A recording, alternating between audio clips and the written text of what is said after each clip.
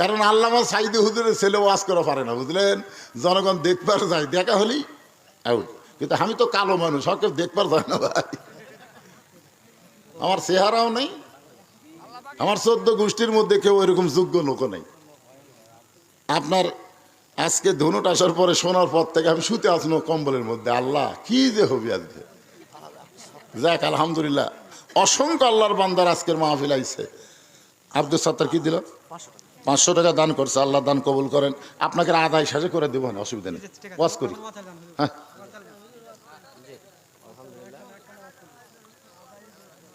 মানে আমার জীবনের একটা প্রথম রেকর্ড হলো যে ওয়াজ না করে আদায়, এটাই প্রথম রেকর্ড। মানে ভিতরে সন্দেহ ঢুকছে, শীতের দিন না জানি কি হয়। আলহামদুলিল্লাহ, ওয়াজ তো করার জন্য আইছি রে পাগলা, এটা আবার নতুন করে কোয়া লাগে নাকি? ওয়াল আসরি ইন্নাল ইনসানা লাফি খুসর। আল্লাহ তাআলা সময়ের শপথ করতেছেন, আসর মানে সময়। ধরে গেন আসর মানে কি? সময়ের শপথ আল্লাহ করতেছেন, কারণ সময় অত্যন্ত গুরুত্বপূর্ণ একটা বিষয়। আপনারা বলেন তো, সময় আপনাদের কাছে কেমন মনে হয়? সময় বোঝেন আপনারা? বহু বছর আগে সময় নিয়ে আব্দুল আলিম একটা গান গাইছে, সময়। মিশে মায়ায় বন্দি থাইকা করলাম কত খেলা, পশ্চিমে তাকায়া দেখো আমার ডুইবা গেছে বেলা। বেলা মানে কি? আমরা বলি না আর বেলা নাই রে, বেলা নাই মানে আর সময় নেই। আমাদের জীবনের অবস্থাও তাই। একটু মনোযোগ দিয়ে শুনবেন, সময় অত্যন্ত গুরুত্বপূর্ণ একটা বিষয়। বর্তমান বাংলাদেশে যে সময়টা চলতেছে, এটা কেমন সময়? আপনারা বলেন তো, বর্তমানে যে সময় আমরা ওয়াজ শুনতেছি, এটা কেমন সময়? এই সময় যদি হাসিনার সময় হতো, হাসিনার সময় হলে এই কোরআনের মাহফিল করা অনেক কষ্ট হতো। আর বর্তমান সময়ে কোনো অনুমতি লাগতেছে না, খালি মাইক টাঙ্গায় বিজ্ঞাপন ছাপায় মাইকিং করো, মাহফিল করা যাচ্ছে। ধরে কোন ঠিক কিনা? তাহলে এখন আপনার সবাই স্বীকার করেন, বর্তমান বাংলাদেশের সময় ভালো না খারাপ? সবাই বলেন। বর্তমানে চেয়ারে বসে যিনি বাংলাদেশ পরিচালনা করতেছেন, কেয়ারটেকার সরকার, যার নাম হলো একটা নবীর নাম। জোরে কোন কি নাম? নাম কি? বিপদে পড়লে আমরা কোন দোয়া পড়ি? ইউনুস নবীরে খাইল মাছেতে গিলিয়া, ফেরেশতা পাঠাইলেন আল্লাহ ইসমে আজম দিয়া।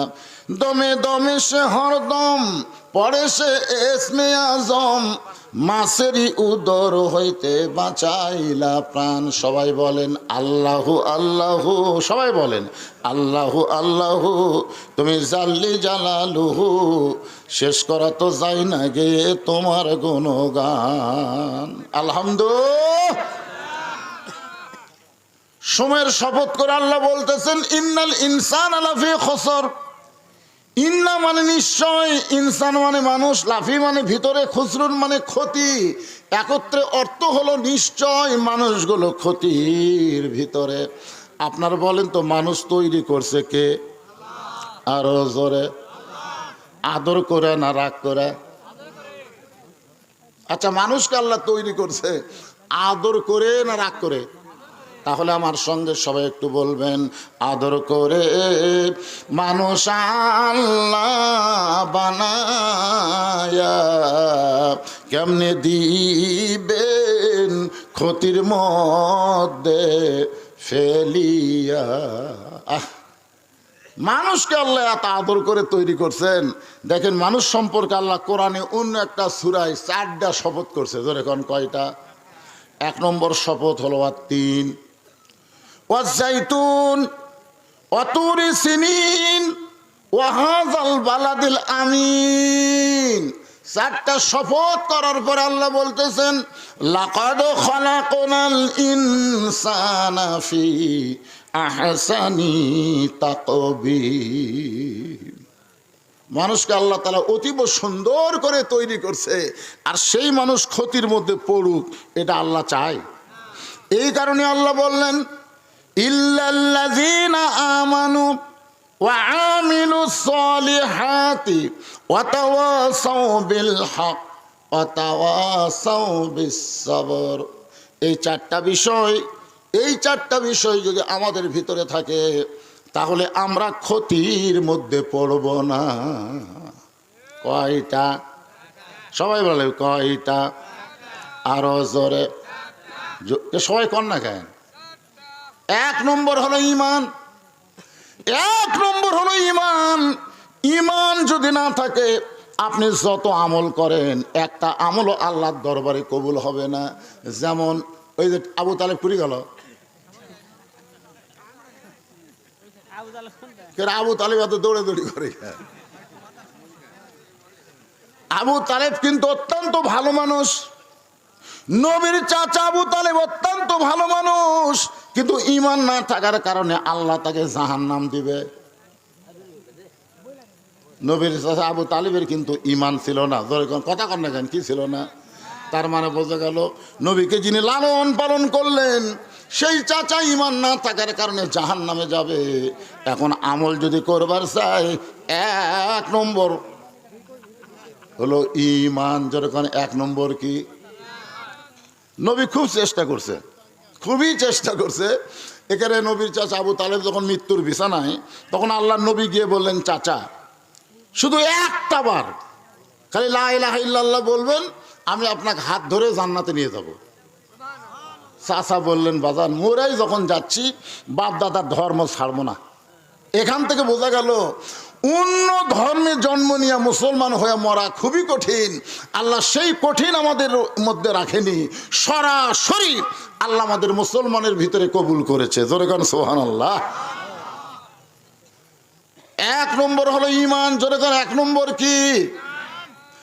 সাহাবারা জিজ্ঞেস করলেন মা হুয়াল ঈমান ইয়া রাসূলুল্লাহ, এই ঈমান সম্পর্কে আমরা শুনতে চাই। আল্লাহ রাসূল বললেন ইকরার বিল লিসান, তাসদিক বিল জিনান, আমল বিল আরকান, এরই নাম হলো ঈমান।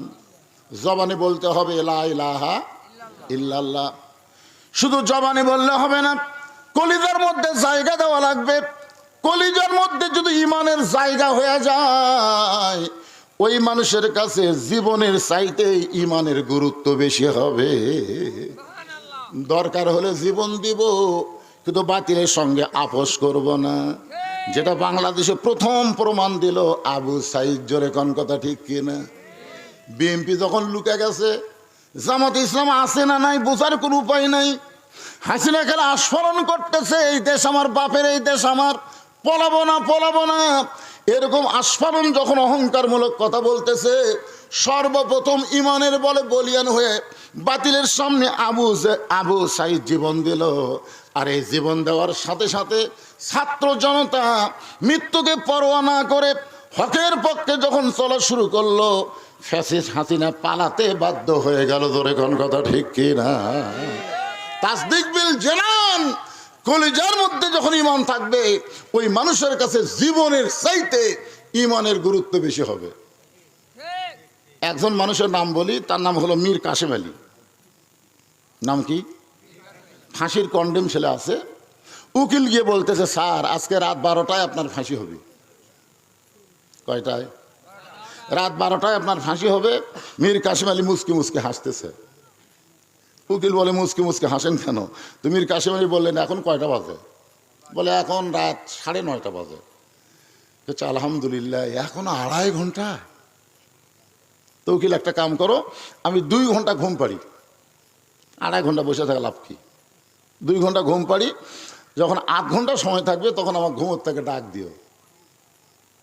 এখন মা, কোনো মেয়ে যদি মাকে বলে মা রাত্রে যখন আমার পায়খানা লাগবে তখন তুমি আমাকে ডাক দিও, তখন মা কি বলতেছে তোর পায়খানা লাগলে আমাকে ডাক দেওয়া লাগবে, তুই আমাকে ডাক দিস। জোরে কার কথা ঠিক কিনা? মীর কাসেম আলী বলতেছে যে রাত 12টা ফাঁসি হওয়ার 8 ঘন্টা আগে আমাকে ঘুম থেকে ডাক দিও। তো উকিল মনে করতেছে পাগল হয়ে গেছে। উকিল মনটা খারাপ করে যখন ঘর থেকে বের হয়ে যায়, 2 ঘন্টা পর রাত 11:30 সময় উকিল ঘরের মধ্যে ঢুকে দেখে মীর কাসেম আলী নাক দেখা ঘুম পাড়তিছে। উকিল খেরি 8 ঘন্টা পরের ফাঁসি হবি, এখনো ঘুম পাড়ে।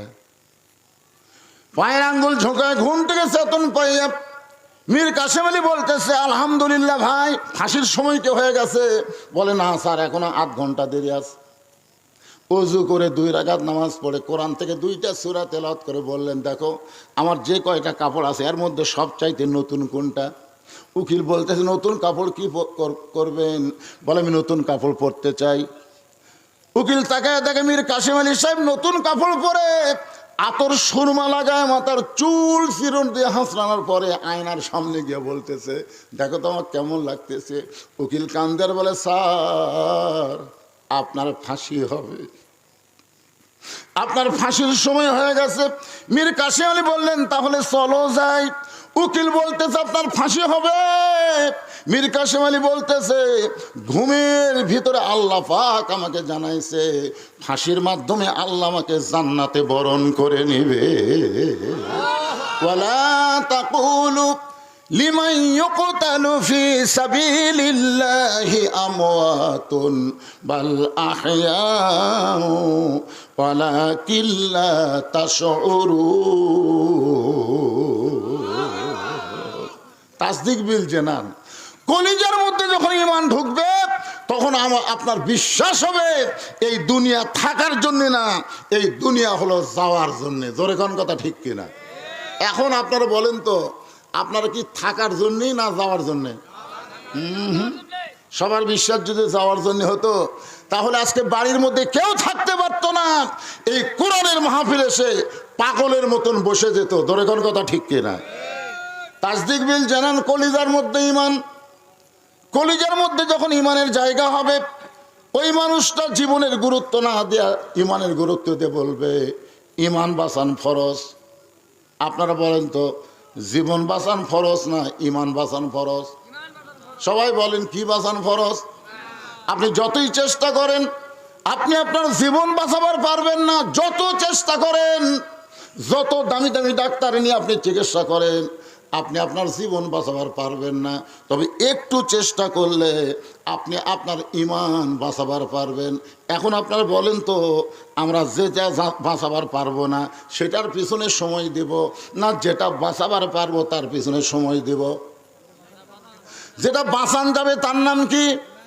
জোরে কান, তার নাম কি? আর যেটা বাঁচানো যাবে না তার নাম কি? জীবন। তাহলে জীবন আমরা বাঁচাবার পারবো না, তার পিছনে আমরা সময় নষ্ট করতেছি। আর যে ঈমানটা আমরা বাঁচাইতে পারবো সেই ঈমানের পিছনে আমরা সময় দেই না। বাগান একটু খেয়াল করবেন, তাসদিক বিল জানানের পরে বলা হচ্ছে আমল বিল আরকান। ঈমান অনুযায়ী আমল করা লাগবে। ঈমান অনুযায়ী যদি আমল করতে চান, সূরা আসরের 2 নম্বর বিষয় হলো আমিলুস সলিহা, নেক আমল করা লাগবে। আপনারা বলেন তো, ঈমানকে রক্ষা করতে গেলে যত আমল আল্লাহ দিয়েছে তার মধ্যে সর্বশ্রেষ্ঠ আমলের নাম কি? একজন কয়, আবু তালেবি কয়। এরা আপনারা পিছনের লোকের কথা কন না কেন? ঈমানকে বাঁচানোর জন্য যত আমল আল্লাহ দিয়েছে 1 নম্বর আমলের নাম কি? আর এই নামাজ পড়ার কথা কোরআনের কোনো জায়গা নেই। আজকে আপনারা মসজিদে কি করেন? আরে সালাত হোক আর নামাজ হোক, পড়ার কথা তো নেই। কায়েম দেখেন, কোরআনের শুরুতে আল্লাহ বললেন, আল্লাযীনা ইউমিনুনা বিল গায়বি ওয়া ইউকিমুনাস সালাত। শুরু হয়ে গেল ওয়া ইউকিমুনাস সালাত, নামাজ কায়েম করো। এখান থেকে 82 বার আল্লাহ কোরআনে নামাজ কায়েমের কথা বলেছে। আপনারা বলেন তো, আমাদের মতন বক্তাদের ওয়াজ দিয়া বাংলাদেশে নামাজ কায়েম হবে? এই জন্য আল্লাহ বলেছে, আল্লাযীনা ইম্মাক্কান্নাহুম ফিল আরদ।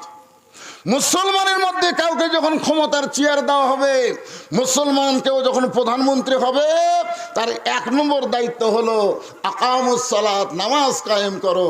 আগামীতে নির্বাচন হলে কোন দল ক্ষমতা গেলে নামাজ কায়েম করবে?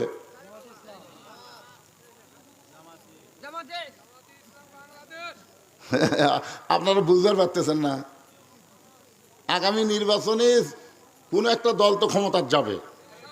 তো কোন দল ক্ষমতার যায় নামাজের আইন পাশ করবে, নামাজ কায়েমের বিল উত্থাপন করবে, এরকম দল যেটা সামনে আসবে সেই দলকে আমাদের পছন্দ করা লাগবে। আল্লাহ কোরআনে বলেছে আইয়ুহাল্লাযীনা আমানুত্তাকুল্লাহ ওয়া কুনু মা'আস সাদিকিন, হে ঈমানদারেরা আল্লাহর ভয় যদি কলিজার মধ্যে রাখতে চাও তাহলে ওয়া কুনু মা'আস সাদিকিন, সত্যবাদীদের দল করো, সত্যবাদীদের সাথী হও। এ কথা কি আমার না আল্লাহর? তাহলে এক নম্বর হলো নামাজ, এক নম্বর নামাজ। এই নামাজ এই রজব চাঁদে আল্লাহ তাআলা নবীকে দিয়েছেন লাইলাতুল মেরাজে 5 ওয়াক্ত। জোরে বলেন কয় ওয়াক্ত? এই 5 ওয়াক্ত নামাজ যদি কেউ না পড়ে তার সম্পর্কে বলা হয়েছে লা সালাতা লা ঈমানা, যার নামাজ নাই তার কোনো ঈমান নাই, মানে নামাজ না থাকলে এক নম্বরই নাই। বাইনাল আবদি ওয়াল কুফরি তরকুস সালাত, বান্দার কাফেরের মধ্যে পৃথক করার জিনিসটার নামই হলো নামাজ। মান তারাকা সালাতু মুতাম্মিদান ফাকাত কাফারা, ইচ্ছা করে এক ওয়াক্ত নামাজ বাদ দিল সে আল্লাহর সঙ্গে কুফরি করলো। আপনার বলেন তো এই যে হাদিসগুলো আমি বললাম এই হাদিসগুলো কি 5 ওয়াক্ত নামাজের জন্য না জুমার জন্যে? আজকে আমাদের বাংলাদেশে ছেলেরা নামাজ পড়ে কোন নামাজ? জুমার নামাজ। আমাকে কয় হুজুর হুজুর মসজিদের উন্নয়ন কল্পে মাহফিল করতেছি, মসজিদ দোতলা করা লাগবে। তো দোতলা কেন করবেন? বলে হুজুর এত মুসল্লি হয় জায়গা হয় না হুজুর। তা আমি কইলাম ফজরের খবর কি? তো ফজরে এক কাতারে হয় না। জোহরের খবর কি? কয় কাজ কামের দিন সব আলুর বাড়িতে গেছে। আসরের খবর কি? হাট বাজার। মাগরিবের খবর কি? হাট বাজার করে আসে দরদাম করতেছে, লাভ হলো না লস হলো, জিনিসপত্রের দাম এত বাড়লো কেন, এই চিন্তা করতে মাগরিব শেষ। এসার খবর কি? ফজরও দেয় এসাও দেয়। তো মসজিদের মধ্যে কয় কাতার আছে? কয় 9 কাতার। তো 9 কাতারের এক কাতারে হয় না, তাহলে আমার দোতলা করবে কেন? তখন সাইড থেকে একজন বলতেছে ওই যে জুমার দিন সবার শেষে আসে আগে যায়, ওই শালাকের জন্য দোতলা করা লাগতেছে। আপনারা বলেন তো জুমার দিনে সবার শেষে আসে আগে যায় এরা মুসল্লি? এরা হলো ফাওয়াইলুল মুসাল্লিন, এরা আসলে নামাজি না, এরা আল্লাহর সঙ্গে ঠাট্টা করে। এক যুবক আমাকে বলতেছে হুজুর জুমার নামাজ পড়লে কি আল্লাহ আমাকে কিছুই দিবে না? আমি বললাম দিবে। যারা 5 ওয়াক্ত বাদ দেয় শুধু জুমার নামাজ পড়ছে, আল্লাহ হাসরের ময়দানে তাদেরকে বলবে শুধু জুম্মার নামাজ পড়েছো 5 ওয়াক্ত পড়োনি, আমি আল্লাহ তাদেরকে জান্নাত দিয়ে দিলাম, যাও। এই কথা শোনা জুম্মা পার্টিটা খুশি হবে, বুঝলেন? এক দৌড়ে জান্নাতের কাছে যাবে, যা দেখবে জান্নাতের দরজার বিশাল একটা তালা। তাই আল্লাহ আপনি আমাকে জান্নাত দিলেন, জান্নাতের দরজার যে তালা আছে আল্লাহকে খুঁজে দেখ চাবি তোদের কাছে আছে। ওরা তখন খুঁজে দেখবে একটা চাবি আছে, তালার মধ্যে ঢোকে ঠিকই কিন্তু ঘোরে না। তালার মধ্যে চাবি ঢোকে কিন্তু ঘোরে না। জুম্মা পার্টি বলবে আল্লাহ তালার মধ্যে চাবি ঢুকলো কিন্তু ঘুরলো না। আল্লাহ বলে তালার মধ্যে 5টা দাগ আছে, চাবির মধ্যেও 5টা দাগ থাকা লাগবে। এখন দাগে দাগে মিল না হলে তো তালা খুলবে না। তখন বলবে আল্লাহ 5টা দাগ কিসের দাগ? বলে 5 ওয়াক্ত নামাজের দাগ। তো আমার তো 5 ওয়াক্ত নামাজ নাই, খালি তেল তেলা চাবি আছে। আল্লাহ কয় জান্নাত দেখে ফেরত আই। যারা জুম্মার নামাজ পড়েন তারা কোনোদিন জান্নাতে ঢুকতে পারবেন না, জান্নাত দেখে ফেরত আসা লাগবে। পুরুষ মানুষের জন্য 1 নম্বর হলো নামাজ। এই যুবকরাই শোনো, তোমরা যদি 5 ওয়াক্ত নামাজ পড়ো তোমাদের কাছে যতই মোবাইল থাক কোনো টেনশন নাই, কোনো টেনশন নাই। কারণ তুমি যখন নামাজ পড়বা তখন নামাজই বলে দিয়েছে ইন্নাস সালাতা তানহা আনিল ফাহশাই ওয়াল মুনকার, একমাত্র নামাজই পারে মানুষকে যাবতীয় খারাপি থেকে বাঁচায় দিতে। এখন জানলা দরজা বন্ধ, শীতকাল, কম্বলের মধ্যে ঢুকে তুমি আজহারির ওয়াজ শুনতেছে, আজহারির ওয়াজ শুনতেছে, বদরুদের ওয়াজ শুনতেছে। এক সময় মিন শারিল ওয়াসওয়াসিল খান্নাস, ভিতরে খান্নাস বলতেছে, কেউ যখন চেতন নাই, সবাই যখন ঘুমে গেছে, এই সুযোগে ঘুম আসার আগে একটা অশ্লীল ভিডিও দেখলে কি হয়, এই মনে করে কেবল ভিডিওতে আপনি লোক দিবেন, ইতিমধ্যেই আপনার নামাজ, আপনি যে নামাজ পড়ছেন এই নামাজের তাসির আপনাকে বলতেছে পাগলা তুই যে বলতেছিস কেউ নাই, আল্লাহ চেতন আছে, তোর 2 কান্দর 2টা ফেরেশতা আছে রে। আপনারা বলেন তো, দুই কান্দের দুই ফেরেশতা কি ঘুমাইছে নাকি? আল্লাহ কি ঘুমাইছে নাকি? যারা এই যে অতীতের নির্বাচনে 1,10টা করে সিল মারছে, 15টা করে, 20টা করে, 100টা করে মারছে, ওদের কান্দের ফেরেশতা তো বিপদে পড়ে গেছে। তো বলতেছে আল্লাহ, এক বাপের জন্ম একটা ভোট দিবি, কিন্তু একজন যে 10টা দিল, তা আমরা কোন ফেরেশতা কি লেখবো? আল্লাহ বলতেছে, ডান কান্দের ফেরেশতা লেখার দরকার নাই, বাম কান্দের ফেরেশতা লেখ জাউরা সন্তান। জোরে কোন কি সন্তান? কারণ এর জন্মের ঠিক নেই। তুমি একা হয়ে 10টা ভোট দিছো, তুমি কি মনে করছো এই বাংলাদেশ, এই দুনিয়া তোমার শেষ নাম? মেম্বার থেকে শুরু করে প্রধানমন্ত্রী, এমপি সব পলানো লাগছে। জোরে কোন কথা ঠিক কিনা? কি মনে করছো বাংলাদেশের নাই পয়লা ভারতত গেলে, কিন্তু কবরত যায় যদি ফুলগুলো হয় অভিমানে ঝরে যায়, আমি মালা গেতে বলো কারে পরাবো, সে যে কেন এলো না, কিছু ভালো লাগে না, কবরে আসুক তারে আমি সিল মারিব। কি কবরে যাওয়া লাগবে? কথা বলেন, কবরে যাওয়া লাগবে?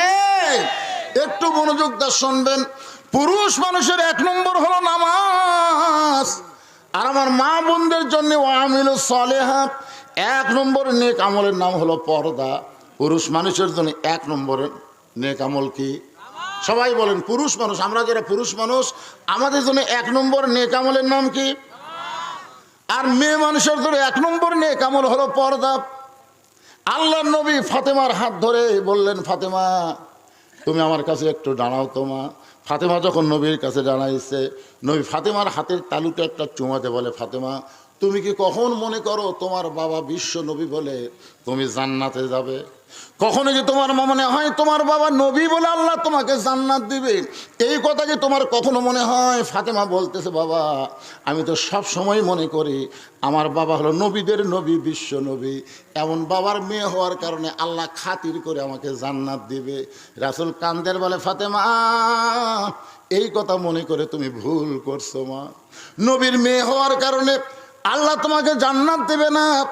জান্নাতে যদি যাওয়ার চাও তাহলে জান্নাতের আমল করে আল্লাহ তোমাকে জান্নাত দিবে। জান্নাতে যাওয়ার চাইলে জান্নাতে কি করা লাগবে? ফাতেমা বলতেছে, বাবা মেয়েদের জন্য জান্নাতের আমল কি? আল্লাহ রাসূল বলেন, মেয়েদের জন্য জান্নাতের আমল মাত্র 4টা।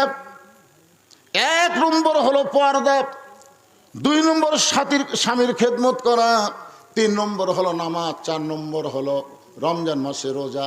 এটা হাদিসে প্রথমে বলা হয়েছে 1 নম্বর নামাজ, 2 নম্বর রোজা, 3 নম্বর স্বামীর খেদমত করা, কথা মতো চলা, আর 4 নম্বর হলো সতীত্বের হেফাজত, পর্দা করা। একটা মেয়ে মানুষ নামাজ পড়ে, রোজা করে, স্বামীরও কথা মতো চলে, কিন্তু পর্দা মানে না, ওই মেয়েটা কোনোদিন জান্নাতে যাবার পারবে? কথা বলেন, পারবে? এই জন্য মেয়েদের 1 নম্বর আমল হলো পর্দা। সঙ্গে সঙ্গে ফাতেমার কাছে একটা ঘোমটা ছিল, এই ঘোমটাটা নবীর সামনে এরকম মাথায় দিয়ে বলল, বাবা এই মুহূর্ত থেকে আমি পর্দার ভিতরে ঢুকে গেলাম। ফাতেমা পর্দা নিশি হয়ে গেল। একদিন আল্লাহর নবীকে আল্লাহ তাআলা এমন একটা খবর দিলেন, সেই খবর নিয়ে নবী ফাতেমার ঘরে গিয়ে বললেন, ফাতেমা আল্লাহ তোমার পর্দাকে কবুল করে সাইদাতুন নিসায়ে আহলেল জান্নাহ ফাতেমা তো জোহরা জান্নাতি নারীদের নেত্রী হিসাবে আল্লাহ তোমাকে কবুল করেছে। শুধুমাত্র পর্দা নিষেধ হওয়ার কারণে আল্লাহ তোমাকে জান্নাতি নারীদের নেত্রী বানাইছে। ফাতেমা মুচকি মুচকি হাসতেছে, নবীর চোখ দিয়ে পানি পড়তেছে। ফাতেমা বলে, বাবা আল্লাহ আমাকে জান্নাতি নারীদের নেত্রী বানাইলো, আমি আনন্দে হাসতেছি, আপনি কান্দেন কেন? রাসূল বলে, ফাতেমা আল্লাহ তোমাকে জান্নাতি নারীদের নেত্রী বানালে কি হবে? আল্লাহ তোমার আগে একটা মেয়েকে কিন্তু জান্নাত দিবে। আপনি তো সুবহানাল্লাহ করেন আবু তালেব, কিন্তু ফাতেমা তো সুবহানাল্লাহ কয় না। ফাতেমা বলতেছে, বাবা আল্লাহ আমাকে জান্নাতের নেত্রী বানালো, আর একটা মেয়েকে আমার আগে আল্লাহ জান্নাত দেবে। সেই মেয়েটা কে গো বাবা? সেই মেয়েটা এমন কি আমল করলো? সেই মেয়েটার পরিচয় কি? রাসূল বলে, ফাতেমা ওই যে একটা পাহাড় দেখতেছে? বলে হ্যাঁ। ওই পাহাড়ের কাছে ছোট্ট একটা জঙ্গলের সামনে ছোট্ট একটা ঝুপড়ি বাড়ি। ওই বাড়িটা হলো একটা কাঠুরিয়ার বাড়ি। ওই কাঠুরিয়ার বিবি জামিলাকে আল্লাহ তোমার আগে জান্নাত দিবে। যেই মাত্র কইছে একটা কাঠুরিয়ার বিবি জামিলাকে আল্লাহ তোমার আগে জান্নাত দিবে, সঙ্গে সঙ্গে ফাতেমা বলে, বাবা সাধারণ একটা কাঠুরের বউ জামিলা এমন কি আমল করলো যে আমল করার কারণে আমার আগে আল্লাহকে জান্নাত দিবে? রাসূল বলে, ফাতেমা আমি শুধু খবর দিলাম এইটুকুই, কিন্তু কোন আমলের কারণে জামিলা তোমার আগে জান্নাতে যাবে এটা যদি জানবার চাও তাহলে তদন্ত করে তুমি জেনে নাও। পরের দিন আসরের নামাজের পরে জামিলা বাড়ির দিকে ফাতেমা রওনা দিলেন। চুপি চুপি আমার মায়েরা যারা পর্দার অন্তরে জায়গা হচ্ছে না, একটু মনোযোগ দিয়ে শোনেন। চুপি চুপি ফাতেমা জামিলার বাড়ির দিকে রওনা দিল। কাঠুরের বউ জামিলার বাড়ির দরজা দিয়ে ডাক দিলেন, জামিলা আমি নবীর মেয়ে ফাতেমা, তোমার দরজা একটু দরজা খুলে দাও। জামিলার দরজার কাছে ছোট বাচ্চার মতন কান্না শুরু করেছে। ফাতেমা বলতেছে, জামিলা আমি তোমার দরজার কাছে দরজা খুলতে বলি তুমি কান্দো? বলে, আমার সারা জীবনের সাধনা নবীর মেয়ে ফাতেমাকে একটা নজর আমি দেখতে চাই। ফাতেমা বললেন, তাহলে দরজা খুললেই দেখা হবে, দরজা না খুলে কান্দো কেন? জামিলা বলতেছে, এই দরজাই তো আমি খুলতে পারতেছি না, কারণ আমার স্বামী কাঠুরিয়া কাঠ নিয়ে গেছে বাজারে, এখন স্বামী তো বাড়িতে নাই, আর স্বামীর হুকুম ছাড়া নবীর মেয়ে ফাতেমার জন্য দরজা খুলতেও আমি বড় ভয় পাই। যেই কইছে ফাতেমা চমকে উঠছে, ওরে বাবা রে, একটা মেয়ে মানুষের জন্য দরজা খুলবি, তা তো বলে স্বামীর হুকুম লাগবি, আর সেই মেয়ে যদি নবীর মেয়ে হয়। ফাতেমার আকর্ষণ আর বেড়ে গেছে যে স্বামীর হুকুম ছাড়া যে মেয়েটা ফাতেমার জন্য দরজা খোলে না, আর বাড়ির মধ্যে ঢোকাই লাগবে। এমন কি আমল করলো যে আমল করার কারণে আমার আগে আল্লাহ জান্নাত দিবে? জামিলা বলতেছ, গো নবীর মেয়ে ফাতেমা, আজকের মতো আপনি ফেরত যান, আগামীকাল এই সময় আপনি আসলে দরজা খুলে দিব, কারণ রাতের বেলা স্বামী যখন কাঠ বিক্রি করে বাড়িতে আসবে আমি স্বামীর কাছ থেকে হুকুম নিয়ে রাখবো। ফাতেমা বললেন, অবশ্যই ইনশাআল্লাহ আগামীকাল এই সময় আবার আমি আসতেছি। সুবহানাল্লাহ বলেন। ফাতেমা চলে গেলেন বাড়িতে। পরদিন বিকেল বেলায় আসরের পরে জামিলার বাড়ির দিকে যখন রওনা দিয়েছে, এমন সময় ছোট্ট একটা বাচ্চা ফাতেমার সামনে দাঁড়িয়ে বলতেছেন, মা গতকাল বিকেলবেলা আপনাকে অনেক খোঁজা খুঁজেছি কিন্তু পাইনি, আজকেও চোরের মতন কোথায় যাচ্ছেন? ও মা গতকাল কোথায় গেছিলেন, আজকে কোথায় যাবেন? আমি হোসাইন একটু আপনার সঙ্গে যাবার চাই। ফাতেমা চিন্তায় পড়ে গেল, হাসান হলে বুঝান যাইতো, কিন্তু ছোট্ট হোসাইনকে আমি কেমনে বুঝাই? এখন কি করবে? জেদি হওয়ার কারণে ওই জামিলার বাড়ির দরজা পর্যন্ত নিয়ে গেছে।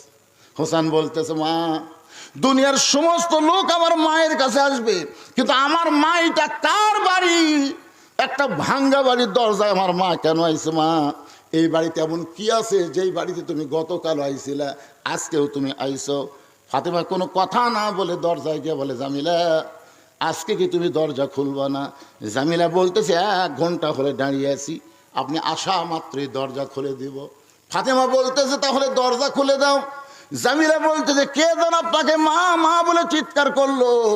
ওই বাচ্চাকে নিয়ে যদি ঢুকতে চান তাহলে আজকের মতো আপনি ফেরত যান, কারণ আমার স্বামী শুধু আপনার ব্যাপারে দরজা খোলার হুকুম দিছে, আপনি যে একটা বাচ্চা নিয়ে আসবেন এইটা তো আমার স্বামীর কাছে বলি নাই। সঙ্গে সঙ্গে হোসেন দৌড়ে এসে বলতেছে, মা এই মেয়েটা অত্যন্ত খারাপ মেয়ে, এই মেয়েটা অত্যন্ত খারাপ মেয়ে, আমার মতন হোসেন সঙ্গে থাকার কারণে যে মেয়েটা আমার মায়ের জন্য দরজা খোলে না, এই মেয়েটা কোনোদিন ভালো মেয়ে হবার পারে না। সঙ্গে সঙ্গে ফাতেমা হোসেনকে বুকের মধ্যে নিয়ে কপালে একটা চুমা দে, বলে, বাবা তুমি বলতেছো এই মেয়েটা খারাপ মেয়ে, আর তোমার নানা বলেছে এই মেয়েটা তোমার মায়ের আগে জান্নাতে যাবে। হোসেন বলতেছে, কি মা আমার নানা বলছে? তাহলে তুমি খামাখা এই নকল জায়গা ঘুরতেছে কেন? চলো তোমাকে আসল জায়গায় নিয়ে যাব। এই বলে হুসাইন ফাতেমার হাত ধরে টানা শুরু করেছে, বলে তোমাকে আসল জায়গায় নিয়ে যাব। এখন আপনাদের কাছে আমার প্রশ্ন হলো, 1968 সালে আব্দুল আলিম দিনাজপুর একটা গান গাইছিল। 1968 সালে, অর্থাৎ স্বাধীনতার আগে আব্দুল আলিম একটা গান গাইছিল, মনে বড় আশা ছিল আমি যাব মদিনায়।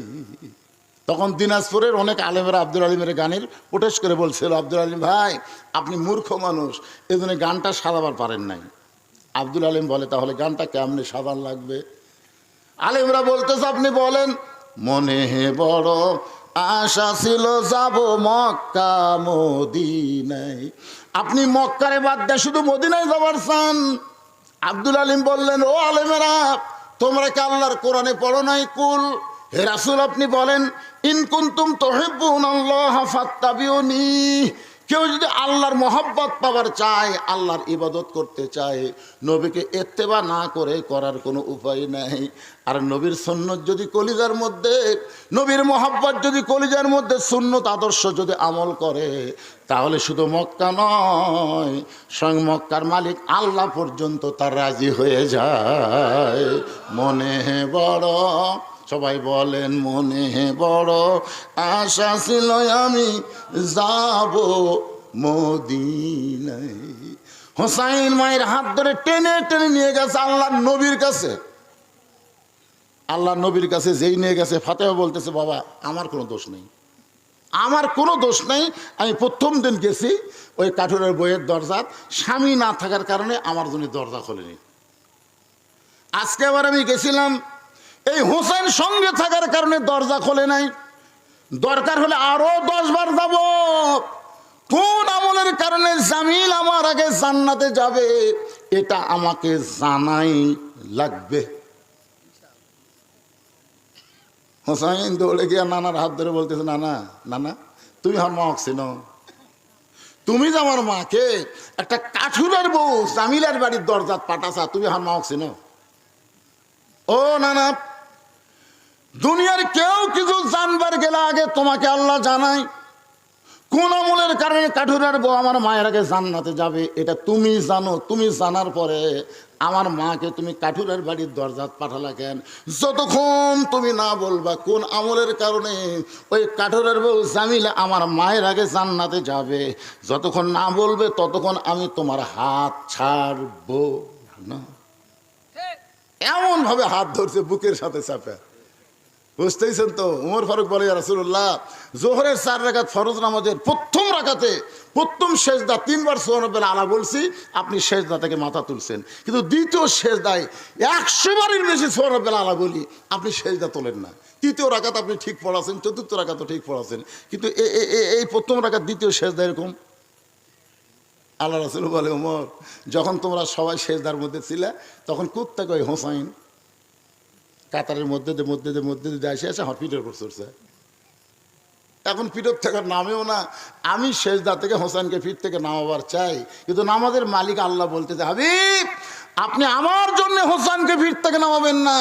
আপনি যেমন হোসেনকে ভালোবাসেন, আমি আল্লাহ তেমন ভালোবাসি। যতক্ষণ আপনার পিঠে বসা থাকবে ততক্ষণ আপনি সেজদা থেকে মাথা তুলবেন না। সুবহানাল্লাহ। আপনারা বলেন তো, হোসেনকে আল্লাহ কেন এত ভালোবাসে? জানেন আপনারা? আজকে জানেন? আবু সাইদ আর গেছিলাম, আপনি আবু সাইদের বাড়িতে গেছিলাম রংপুর। ওর বাপ কাছে আমি বেঁচে থাকাতে মরে যাই ভালো আছে হুজুর। ওই মরার পরে আমার আর কোনো অভাব নেই। আগে লেখাপড়ার খরচ আমি দিবার পারতাম না, এখন যাই আসে তাই 1 ব্যাগ করে টাকা দিয়ে যায়। আমি কইলাম, মুরব্বী আসলে আপনার ছেলে তো মরেনি, আপনার ছেলে মরেনি মুরব্বী। আমাদের গ্রামে একটা ছেলে আছে, তার নাম তো আবু সাইদ, সম্পর্কে আমার চাচাতো ভাই, নাম তো আবু সাইদ, আবু সাইদ। চিন্তা করে দেখেন, আমার গ্রামে আর একজন ছেলে আছে, তার নাম আবু সাইদ। আপনার কোন আবু সাইদ মরছে? এখন অধিকাংশ ছেলে যারা হচ্ছে, হয় মুগ্ধ, না হয় ইয়ামিন, না হয় আবু সাইদ। এইগুলো নামই কিন্তু এখন থুচ্ছে। আমার এক খালার সম্পর্কে, খালার একটা মেয়ে মেয়ে হয়েছে, নাতনি হয়েছে খালার। আমাকে বলে তুমি হুজুর মানুষ একটা ভালো নাম থতো, অনেক দিন পর হয়েছে। আমি কইলাম খালা একটা ভালো নাম আমার কাছে আছে, কারণ আপনি থবেন কিনা? কি বাবা? আমি বললাম শেখ হাসিনা। যেই কছি 30 সেকেন্ড আমার খালা আমার সাথে আর কথা কয়নি মোবাইলে। আমি বললাম কে রে, লাইন তো ঠিকই আছে, খালা কথা কয় নাকি? আমি বললাম খালা কি হলো খালা? এই তুই আলিম না জালিম রে, তোর কাছে একটা ভালো নাম শুনতে চাইলাম, আপনি খুনি হাসিনার নাম কোষ। আমি তখন বুঝতে পারলাম অন্তত 50 বছর এই বাংলাদেশে কোনো মেয়ের নাম কেউ ভুল করে হাসিনা থবে না। ধরে কোন কথা ঠিক কিনা? তার মানে বোঝা গেল হোসাইন রাদিয়াল্লাহু আল্লাহ কেন এত ভালোবাসে। এই রজব চাঁদে আমি আপনাদের সময় পাইলে শোনাই দেব যে কথা বলতেছে আমার মায়েরা, একটু মনোযোগ দিয়ে শোনেন। হোসাইন নবীর হাতটা বুকের মধ্যে নিচ্ছে, আসলে নবী না নানা? ধরে কোন কি নবী না না? একজন আমাকে বলে হুজুর আচ্ছা আপনারা জামাতে ইসলাম সামান্য কিছু কইলি সরকার আপনাকে ধরে, জেল দেয়, ফাঁসি দেয়, কিন্তু চরমনের পীর সাহেব এত কিছু কয়, তো তার দলের একজনকে ধরে না কেন?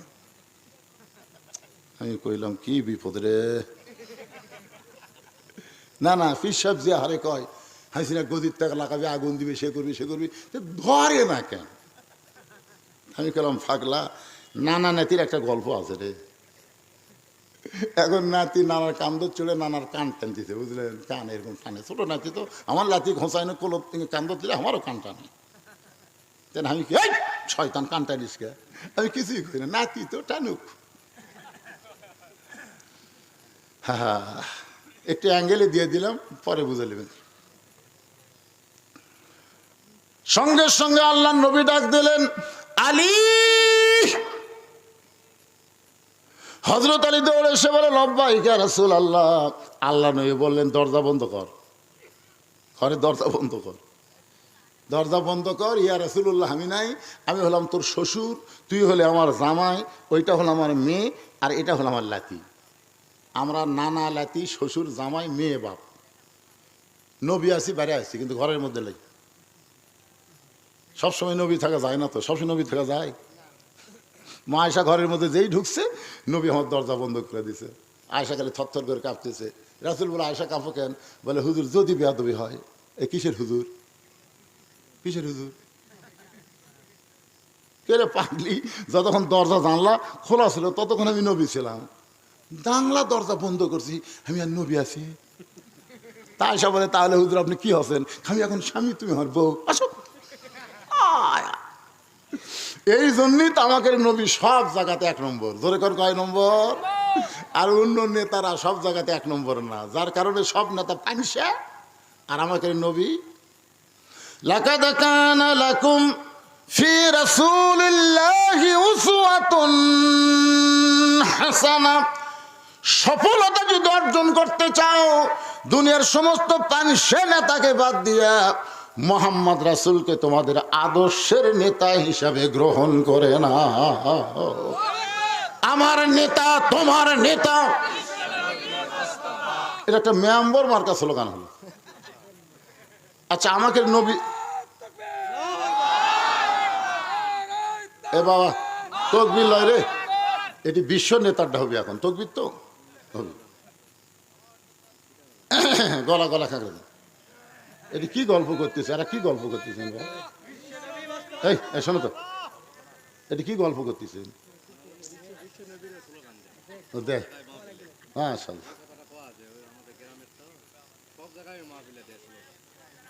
হতে পারে স্লোগানের কারণে আল্লাহ জান্নাত দিবি। ওই তো জয় বাংলা দেয়নি কোনোদিন। আপনার কোনদিন শুনেছেন জয় বাংলা দিছে? ভারতের দেয় জয় শ্রীরাম, আর ওই শালা বাংলাদেশের গোষ্ঠীর কয় জয় বাংলা। এই 2 শালা একই গোষ্ঠী। গলা খাকারে দেন। আমার নেতা তোমার নেতা সকলে বলবেন বিশ্ব নবী মোস্তফা, বলতে পারবেন না ভাইজান? আমার নেতা তোমার নেতা লিল্লাহে তাকবীর। একটু মনোযোগ দিয়ে শোনেন। নবী বলেন আলী রে, কোন আমলের কারণে হোসেনের মা ফাতেমা কাঠুরের বউ জামিলা ফাতেমার আগে জান্নাতে যাবে, একটু বলা লাগবে।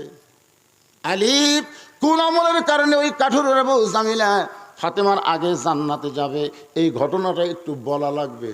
আলী বলতে যে হুজুর আপনি কিন্তু নিষেধ করেছিলেন। রাসূল বলে একদিন নিষেধ করেছিলাম, কিন্তু আজকে বলার হুকুম দিলাম। ফাতেমা দৌড়ে গিয়ে স্বামীর হাতটা ধরে বলতেছে, তাহলে একটা কাঠুরের বউ জামিলা আমার আগে জান্নাতে যাবে, এটা জানার পরেও আপনি গোপন করছেন কেন? বলে তোমার বাবা নিষেধ করছে।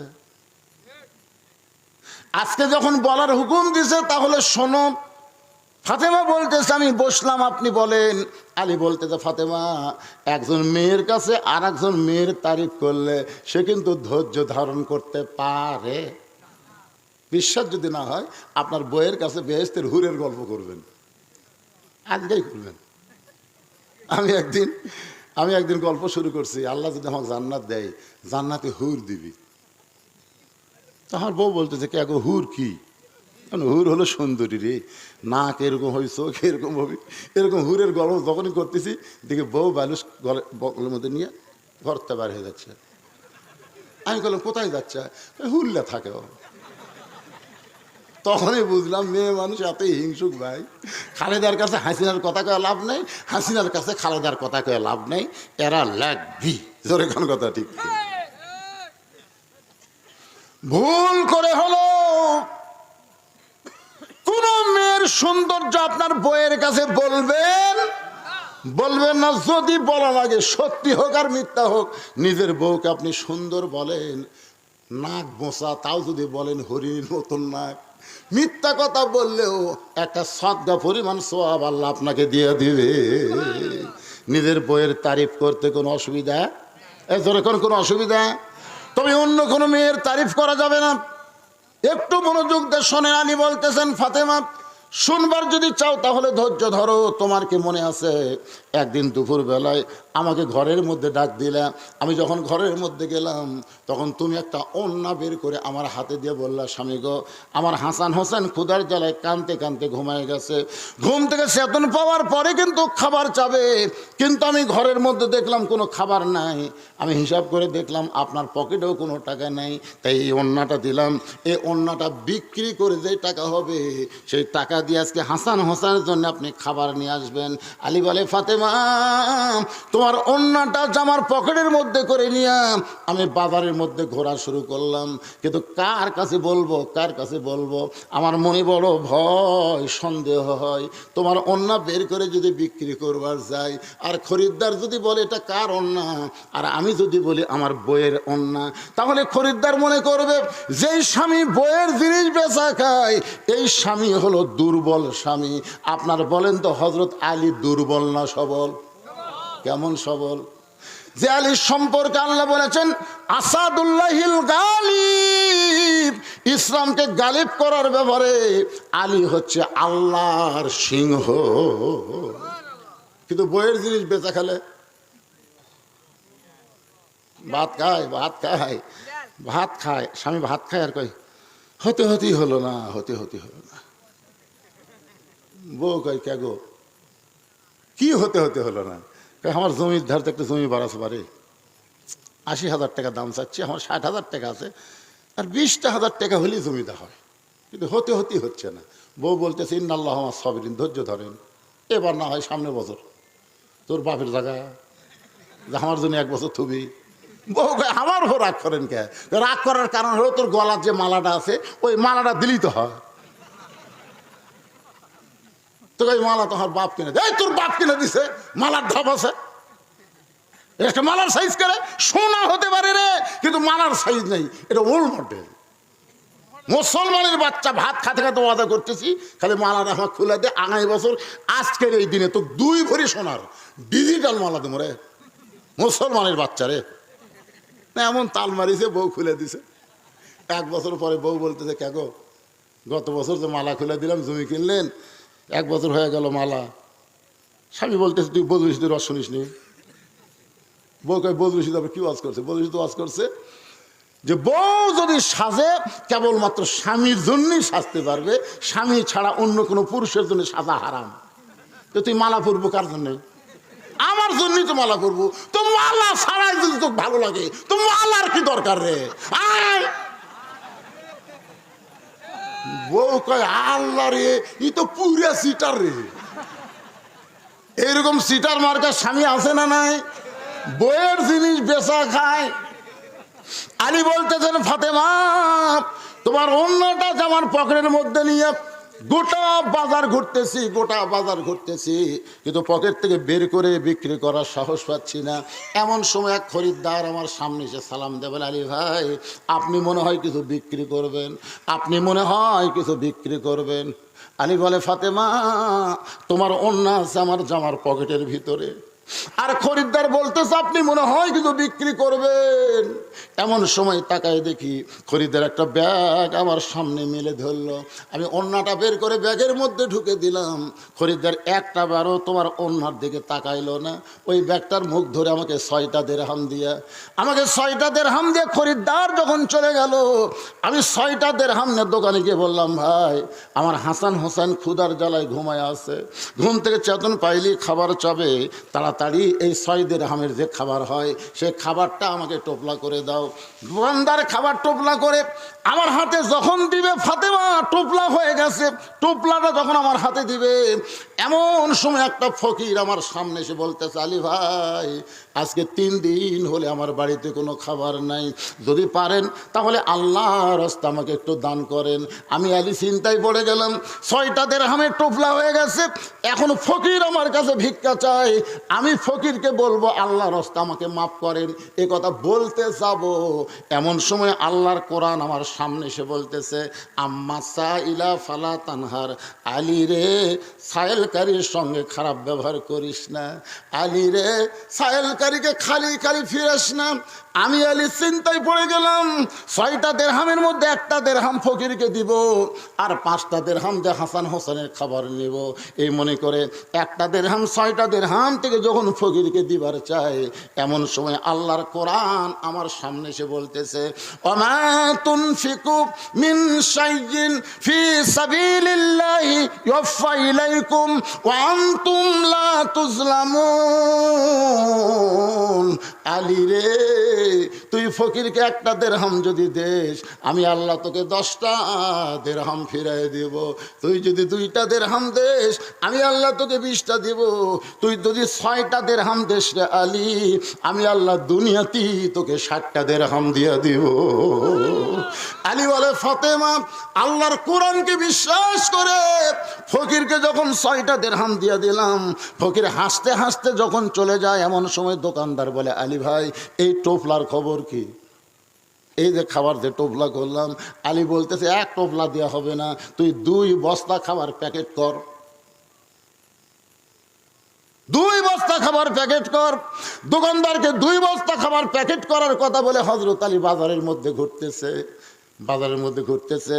যে রাস্তা দিয়ে হযরত আলী যায়, ওই রাস্তা দিয়ে একজন ব্যক্তি উট নিয়ে আসতেছে। সুন্দর একটা উট নিয়ে আলীর সামনে দেখা হয়ে সালাম দেয়, বলে আলী ভাই ওয়াজাতা বাজারে ঘোরা জায়েজ নাই। পৃথিবীর মধ্যে সবচাইতে ভালো জায়গা হলো মসজিদ, আর সবচাইতে খারাপ জায়গার নাম কি? আপনারা বলেন তো। বর্তমান স্বৈরাচারী সরকার যখন ক্ষমতার থেকে চলে গেল, তখন হাট বাজার দখল করছে কে? আর মসজিদগুলো সব কোরআনের দল। সোনাল্লাহ কন্যা জ্ঞান মসজিদের মধ্যে টিসি হচ্ছে, মসজিদ আলোচনা হচ্ছে। জুমার দিনে হুজুরের বক্তব্য, আগে সুদের বিরুদ্ধে কথা কওয়ার পারবি, এখন সুদের ডাইরেক্ট মারতেছে। তোর এখন কথা ঠিক কিনা? অ্যাঙ্গেলের দিন শেষ, এখন ডাইরেক্টের বাংলাদেশ। আগেকার মসজিদের মুতুল্লি ছিল সুদখোর, আর কেশিয়ার ছিল ঘুষখোর। সব সালাফল আছে, একটাও নাই। এমনকি বাইতুল মোকাররমের ইমাম পর্যন্ত পলে গেছিল। তোর এখন কথা ঠিক? পলানোর একটা রেকর্ড ভাই। আমাদের এলাকার বাজারের মধ্যে ঘোড়া দেখে উটালা বলতে চালি ভাই এই উটটা কিনেন। আলী বলতেছে একটা পয়সাও আমার পকেটে নাই, তাহলে তোমার উটটা কিনবো কি দিয়া? উটওয়ালা বলতেছে 100 দিরহাম বাকিতে কিনেন, বিক্রি করে টাকা দিবেন, এটাও কি পারবেন না? আলী বলে ফাতেমা এমন সুযোগ জীবন আমি কোনোদিন পাই নাই, আজকেই প্রথম পাইলাম। 100 দিরহামে বাকিতে উটটা কিনে যেই মাত্র বিক্রি করার বাজারে নিয়ে গেছি, চারিদিক থেকে খরিদ্দার আমাকে ঘিরে ধরছে। খরিদ্দার বলতেছে এত বড় আলেম হইয়া, এত বড় বীর হইয়া, এত সম্মানী একজন মানুষ হইয়া এই উটের ব্যবসা কবে ধরলেন? ভালো মানুষ সব জায়গায় যাতে নাই, ঠিক না? আয় আয় একবার 5 পীর বাজারে আমি বাজার করতে, এই পকেটে, শোনেন আমার এই পকেটে আমি টাকা রাখছিলাম 200 টাকা নিচকার পকেটে। তা আলু বাগুন সব কেনার পরে যখন পকেট থেকে টাকা দিবার যাব, দেখি টাকা নেই। তো দোকানদার বলতেছে কি হুজুর? আমি বললাম বারে টাকা নেই বারে। কোন পকেটে রাখছিলেন? এই পকেটে। আপনি ওয়াজ মানুষ শোনে। আমি বললাম এখানে ওয়াজ শোনার কি হলো? হুজুর কোন পকেটে টাকা রাখা লাগবে এইটাই জানে না, তাই কি ওয়াজ করে? আপনি জানেন এই পকেটে মানুষ মেশাক থই, টয়লেট পেপার থই, রুমাল থই, আর টাকা থই এই যে বুকের তলে যে পকেট না এটা থই। আমি বললাম ভাইরে তুই যদি দেশ দে, না হয় আমি চলে গেলাম, এই ব্যাগের থেকে সব নামেলে। তখন বলতেছে না হুজুর আপনি আলেম মানুষ, বাকি নিয়ে যান, পরে হাটে টাকা দেবেন। ব্যাগের থেকে ঢালা নিলাম না। তো আমি ব্যাগলা যখন যাচ্ছি, যাওয়ার সময় ওই লোকটাকে বললাম ভাই এই যে তুই বুঝবার পারলি আমার পকেট মারছে, এই কথা কাউকে কোষ না ভাই, কারণ তুই আমাকে যে দেওয়া দিছু এটাই আমার হজম করা কঠিন, আর তুই কারো কোষ না ভাই।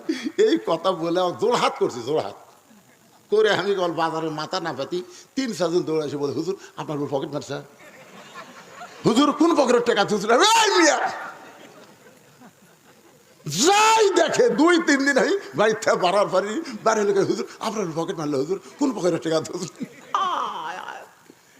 ওরা বুঝিছে করে জ্ঞানী মানুষের পকেট কেমনে মারবি রে, টাকা কোন জায়গায় থোয়া লাগে সেটাই জানে না, তারপর ওয়াজ করে কেমনে বোঝে না, ওরকে ধারণাতে। হযরত আলী হচ্ছে না মাদিনাতুল ইলমে ওয়া আলিউ বাবুহা, আলী আসাদুল্লাহিল গালিব, আলী রাদিয়াল্লাহু আনহু, আলী আশারে মুবাশশিরার 4 নম্বর। জোরে গান সুবহানাল্লাহ। এত বড় একজন জ্ঞানী আলেম বুজুর্গ, সেই মানুষটা উট বিক্রি করবার আইছে, যার কারণে সবাই ঘিরে ধরে বলতেছে এই ব্যবসা কবে থেকে শুরু করলেন? এমন সময় এক খরিদ্দার এসে বলতেছে আলী ভাই, খরিদ্দার ইশারা করে, কারণ এই বিপদ থেকে বাঁচার জন্য বলতেছে গোপনে কত দাম নেবেন? আলী বলতেছে এই বিপদ থেকে বাঁচার জন্য তুই একটা দাম দিলেই হবে। খরিদ্দার বলতেছে একটা দাম দিলে হবে না, হিসাব করে দেওয়া লাগবে। 160 দিরহাম দিয়ে দিল। উটওয়ালাকে হযরত আলী 100 দিরহাম ফেরত দিয়ে বাকি 60টা দিরহাম নিয়ে খাবার দোকানে গিয়ে বললেন ভাইজান খবর কি? বলে আপনার কথা মতো 2 বস্তা প্যাকেট করে রাখছি, দাম কত? বলে 60 দিরহাম দিলেই চলবে। হযরত আলী 60টা দিরহাম দিয়া 2 বস্তা 2 কাঁধে নিয়ে বাড়ির দিকে রওনা দিলেন।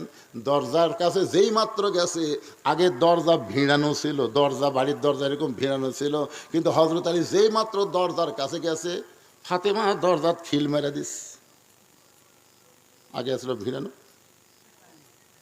আলী কই কে রে? ফাতেমা দরজা খুলে দাও। ফাতেমা বলতেছে জানলাতে দেখবার পাইছি 2 কাঁধে 2 বস্তা, অন্য বিক্রি করার টাকা দিয়ে বড় জোরে 1 টোপলা খাবার হবে, আপনি 2 বস্তা কোথায় পাইলেন? আগে না বলা পর্যন্ত আমি দরজা খুলব না। আপনি কি মনে করছেন 10,000 টাকা বেতন পাবেন আর 12,000 টাকার বাসা ভাড়া নেবেন, আর ইলিশ মাছ গরুর গোস্ত কিনবেন? আপনার বেতন কত? 10,000, বাসা ভাড়া কত? 12,000। এগুলো ঘুরতে গেছে। প্রত্যেকটা বউ যদি স্বামীকে একটু চেক করে, বাংলাদেশের কোনো স্বামী খারাপ হতে পারবে না। জোরে কোন কথা ঠিক কিনা? প্রতি সপ্তাহে সপ্তাহে মালা চাই, বালা চাই, ইডা চাই, সিডা চাই। এখন স্বামী কি করবে? বাধ্য হয়ে তো ঘুষ খাওয়া শুরু করা লাগবে। আর রাশিউল মুরতাশি কেলাহুমা ফিন্নার, যে ঘুষ খাবে ঘুষ দিবে উভয়কে আল্লাহ জাহান্নাম দিবে। আলী বলতেছে ফাতেমা আগে দরজা খোলো তারপরে বলবো। ফাতেমা বলতেছে আগে বলেন তারপরে দরজা খুলবো। আলী বলে ফাতেমা খুব কষ্ট লাগতেছে, 2 বস্তা 2 কান্দে, ওজনও লাগতেছে গরমও লাগতেছে, আগে দরজা খোলো তারপরে বলবো। ফাতেমা বলতেছে আগে বলেন তারপরে দরজা খুলবো। এমন সময় আল্লাহর কোরআন সামনে এসে বলতেছে আর রিজালু কাওয়ামুনা আলান নিসা, পুরুষেরা নারীদের উপরে থাকবে। পুরুষেরা কোনোদিন নারীর নেত্রী বানাবে না, পুরুষেরা সব সময় নারীদের নেতা হওয়া লাগবে। সুবহানাল্লাহ কন না কেন? এরা আমার বাপের কথা বললাম, বাপের কথা। আর রিজালু কাওয়ামুনা আলান নিসা, যা হসে হসে এরশাদ চাচার পরে আমাকে জোলা খাসে। এখন মেয়ে মানুষের দিন শেষ, মরদ মানুষের বাংলাদেশ। কর পারবেন? এই সামনে থেকে খালি একজনই কথা কয় পারে, এরা কি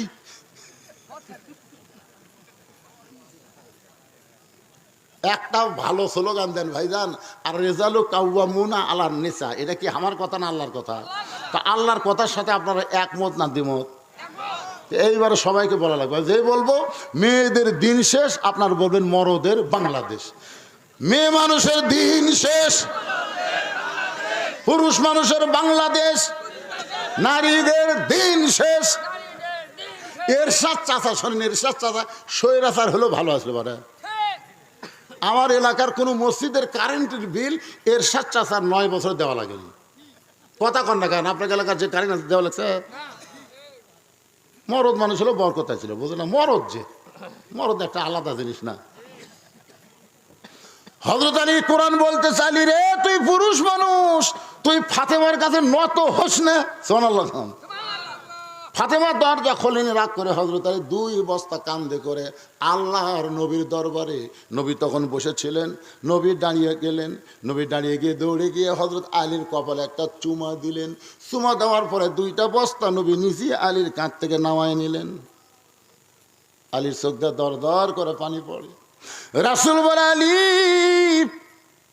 তোমার কপালে চুমু দিলাম, 2 কাঁধ থেকে 2টা বস্তা নামায় নিলাম, এরপরেও তোমার চোখের মধ্যে পানি। আলী বলতেছে বাবা কত ভালো, আর তার মেয়ে এমন কেন হলো? বাবা কত ভালো, আশা মাত্রই বস্তা নামাইলে কপালের চুমা খেলো, আর মেয়ে দরজায় খুললো না। আল্লাহ নবী বলে আলী আমার ফাতেমা যদি দরজা খুলতো তুমি কি আমার কাছে আসতে? আলী বলতে যে হুজুর ফাতেমা দরজা খুললে আপনার কাছে কেন আসবো? নবী বলে আলী রে এই জন্যই তো ফাতেমা দরজা খোলে নাই, কারণ দরজা খুললে আমার কাছে আসতে না, বন্ধ রাখছে বলে আমার কাছে। বলে হুজুর আপনার কাছে আসে আমার কি লাভ? বলে 1 নম্বর লাভ হলো তুমি কি বলতে পারবে আলী ফাতেমার ওন্না কে কিনেছে? আলী তুমি কি বলতে পারবে কোন ফকির তোমার কাছে ভিক্ষা নিছে? আলী তুমি কি বলতে পারবে কে তোমার কাছে উট বিক্রি করলো? তুমি কি জানো আলী কোন খরিদ্দার তোমার কাছ থেকে উট কিনে নিল? আলী বলতে হুজুর আমি কিছুই জানি না, হুজুর আমি কিছুই জানি না। রাসূল বলেন আমি জানি, এই জন্য আমার মেয়ে দরজা না খুলে আমার কাছে পাঠায় দিছে। এই 4টা বিষয় তোমাকে জানতে হবে। লিল্লাহে তাকবীর। আলী বললেন ইয়া রাসূলুল্লাহ আমি বসে গেলাম, আমি আপনার সামনে বসে গেলাম, আপনি এখন আমাকে বলেন কোন খরিদ্দার ওন্না কিনলো, কোন ফকির ভিক্ষা নিল, কে উট বিক্রি করলো, আর কে খরিদ্দার হয়ে উটটা কিনলো, আপনি বলেন আমি শুনবো। হযরত আলী নবীর সামনে বসে গেছে, শুনবে। আপনারা কারা কারা দেখি হাত তোলেন তো, দেখে টান টান করে তোলেন তো দিকে। লিল্লাহে তাকবীর। হাত নামান। এই দেখেন এখন টাকা উঠবে না? আপনার তো আগেই ভয় কাছে যে লোক টাকা উঠবি না, মানে না না, আসলে আমার জীবনে কোনো দেখিনি যে ওয়াজ শুনতে শুনতে লোক যাবি, এরা কি ভয় করলো। আজকে নতুন একটা রেকর্ড ঘটা দিল যে ওয়াজ করার আগে আদায় করে। সবাই হাত তুলছে, না শুনে কেউ যাবি না। এখন যদি কেউ যায়, এই টাটকা মুনাফিক, ধরে কোন কথা ঠিক না, এখন হাত